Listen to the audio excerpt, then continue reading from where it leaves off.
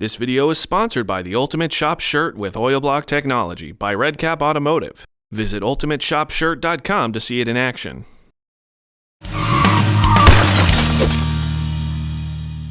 Did you see the headline?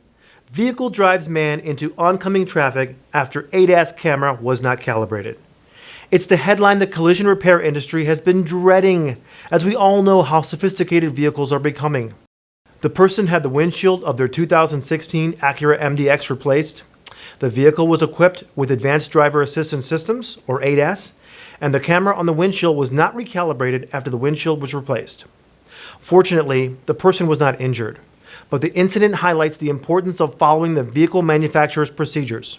According to Mitch Becker's article, ADAS and Auto Glass, here are questions you need answers to when it comes to ADAS. Is the vehicle equipped with ADAS? Does the vehicle require a recalibration after a windshield R&I or replacement? What are the recalibration requirements? Do you have the proper equipment? And who is responsible?